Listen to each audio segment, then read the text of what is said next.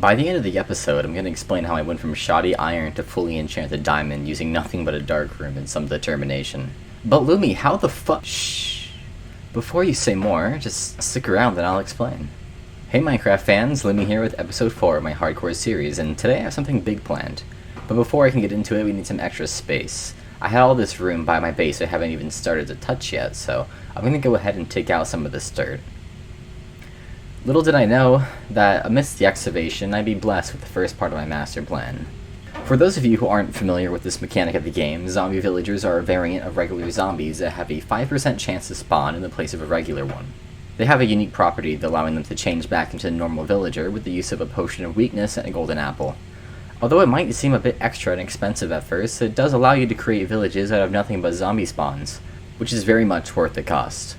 Don't understand yet? Keep watching and I'll show you what I mean. I built a small house for him and started preparing the area for more villagers. Even if I had only one villager for now, things were going to get busy soon, and I needed all the preparation I could manage. The plan consisted of 2 different houses, one for Fletchers and one for librarians. If you still don't get it, take a look here. Do you see the trade for 6 to emeralds? This was going to be the backbone of our economy. Sticks. Although it might seem like a lot for 1 emerald, all it takes is a strong axe and a lot of Fletchers, then the emeralds start to roll in and pile up. Remember the fox from earlier that always hung around my river? Well, it's not my boat anymore. Fine by me, I have a pet fox now. Anyways, back to the plan. I built another small house to prepare for more villagers. The last thing we wanted was to run out of space. At this point, you're gonna go, hey, but there's only 1 villager, what are you gonna do about it? And you're right, 1 villager wouldn't be enough, but if I can get 1 more, I could start reproducing. If only I had a way to mass spawn zombies naturally until I get a villager variant. Oh wait. Because if I could keep spawning zombies in, I'd eventually get the variant. Bingo. It was a hassle leading them all the way to the home at night, having to fight all the other mobs at the same time, but we eventually got them in. Starting the curing process, it was around this time I also found my first jockey. Only took me 90 days. I got bored waiting for the process, so I decided to risk all my progress in the world and jump off the top of my mob grinder. What's the worst that could happen? Stop? Yeah, looking back at this, it probably wasn't the best idea I've had. But, I mean, on the bright side, I lived? Woo! After moving the now cured villager back together with the other, one of them escaped and didn't want to go back in. Why won't you go back? We've been trying to reach you concerning your car's extended warranty. Back to the mob grinder. We finally got another villager, but it was day. If we let him home now, he'd burn in the sun. So we stalled, starting the curing process now while we wait for night to fall. There we go. And done. Now it was time for the fun part. Villager breeding relies on 2 variables. The first being beds available. They can only have a kid if there's enough beds for them. Check.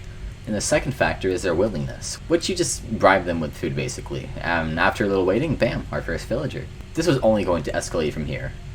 I brought the villagers into the newly made library and smothered them with carrots, and after a bit of redecoration, we had something brewing. I also went ahead and started farming for wood. The sooner I get ahead the wood trades, the sooner I can start profiting, and the sooner I can get full enchantments. I'll explain exactly what I did for that soon, I promise. We're almost there. Checking back on the villagers, even more. The amount of carrots I gave them might have been a bit overkill, since I still see them passing around hours later. But that just means we'll have to put less work into it. This next part is easily the most important, but also the most boring. At least before editing it. You see, a villager's profession determines its possible trades it'll give you, and the profession is in relation to what job block it's closest to. Librarians offer enchantments, books, paper, and bookshelves. But here's where it gets interesting. By breaking and replacing the workstation, you can re-roll the first 2 available trades. On top of that, librarians have a chance for their first trades to be a random enchantment with no limits. Do you see where I'm getting at here?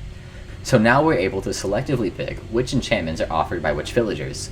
I ended up getting Efficiency 5, Looting 3, Protection 4, Feather Falling 4, and all of the other essentials you need to create a perfect set of gear. Oh yeah, and don't forget Mending, so that I can repair my gear with experience points and it'll never break.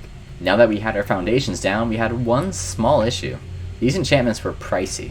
Luckily, we had Fletchers now, and lots of them. I found that the easiest way to gather a large quantity of wood was to make large spruce trees and cut them down from top down. Each tree gave me more saplings that I started with, and we had plenty of bone meal to make more and more. Look at that profit. This is going perfectly. After a bit of emerald selling, I went ahead and built some water pathways around the dirt platform. It was set up to make debris gathering from the leaves a bit easier, no matter where the saplings and sticks fell. They were always pushed into my hoppers and ended up in the chest here. After a lot more stick trading, and an axe upgrade that let me do even more stick trading, I was finally ready to tier up some of my stuff. I went ahead and purchased all of my armor enchantments, along with finally using those diamonds that have been sitting in my chest since episode 2. One by one, they were combined, and thankfully my mob grinder and stick trading gave me consistent experience if I ever needed more. Look at it. A perfect armor set. I would have put thorns on them, but to be honest, it makes a few achievements harder to get, and the durability drains quicker, so I decided not to. The bright blue was such a pretty sight to see, and a comforting one too, and without hesitation, I went out and took my armor for a spin. With a mix of max protection and max feather falling, I wanted to see just how far I could fall without dying. I wasn't just gonna jump from the top of my mob grinder and cross my fingers. Yet. Although nervous, because it's clearly scary risk, I jumped from the roof of my mob grinder, and, well, we'll take that. Apparently, I can just be lazy and jump right off the base when I want to get down, but I know what you're thinking. But can you jump off of your AFK box? And I wanted to know this too. I jumped off the ladder about a quarter way up, then about 3/4 up, and I was still taking much less damage I thought I was going to. Although it would be a bit funny if this was how I died, I was confident in myself and my new gear, so we jumped. Yay. We did it. I'm not going higher than that, because I almost had a heart attack pulling that stun. You know, earlier in the episode I needed a water bucket to survive the fall, and now I can just throw myself off the top and walk away. Now, as cool as it felt to have this stuff, I wasn't done yet. We still needed to forge our endgame pickaxe, shovel, and hoe. Yes, the hoe. I use the hoe a lot. Okay, it's a useful tool. Now, we've done a lot this episode, I admit, and now that we have villagers, I might attempt an iron farm in the next one, although I'll have to do my research on how it works. But other than that, that's about it. Make sure you like and subscribe if you like this kind of content, and if not, comment down below what you'd like to see. And as always, thanks for watching. A special thanks to my patron, Yoink4K. You're awesome.